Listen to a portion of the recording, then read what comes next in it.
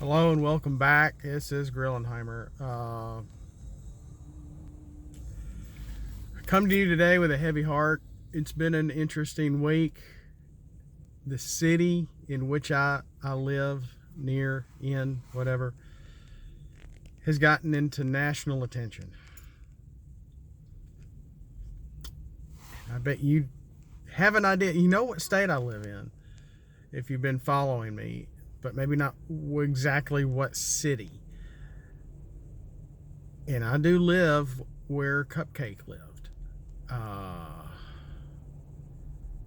And it's been tragic. It's been terrible.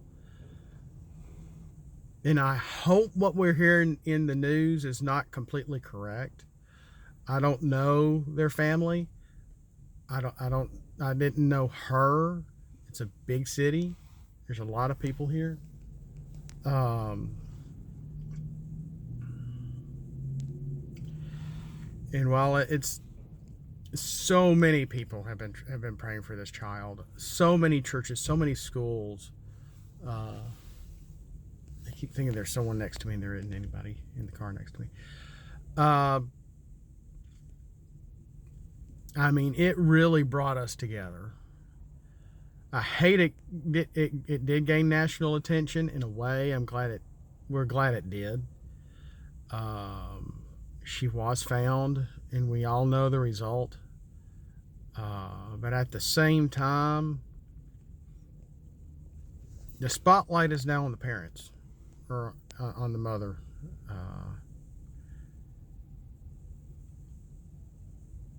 And while if something had happened that terrible to one of my kids, to me, how would I react? Is the question. And you don't know until it happens. But in Cupcake's situation, all we can do is rejoice and praise his name, because we know she's no longer here. We can have joy that she's with God, that she's with Christ. We can have joy she's no longer in this terrible, hurtful, broken world that took her out of it. We're still living in this imperfect, broken world.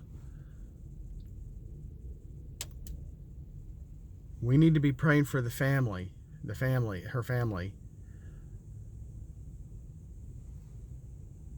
And we just need to let the justice system work. We don't need to want and seek justice. It will happen or it will not happen. The best thing these people can do, that the family of Cupcake can do, Camille, is that her? I forgot her real name. All I can remember is Cupcake. I don't know if they're Christian or not. Being in Birmingham, it's very possible they are. But listening based on what we're hearing in the news, I'm not sure. But the best advice I can give would be to praise God. She's with him. Try to turn the other cheek. It's tough when it's your own flesh and blood.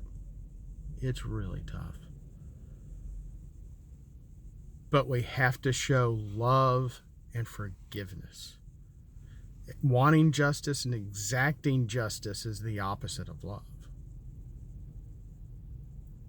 It's nothing but hate. And we can't have hatred toward our enemy. We need to love our enemy. We don't need to understand them.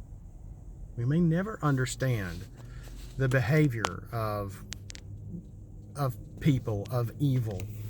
We shouldn't want to understand that kind of temptation or evil. But we do have to learn to forgive, and that is some of the hardest actions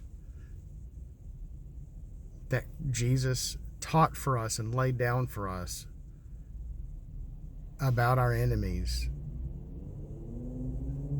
that is the hardest to do, the hardest to enact. But we have to show some sort of love, really turn the other cheek, and seek forgiveness and not justice. I'm not justifying what these people did at all. Not at all. Murder is, on any scale, is completely wrong.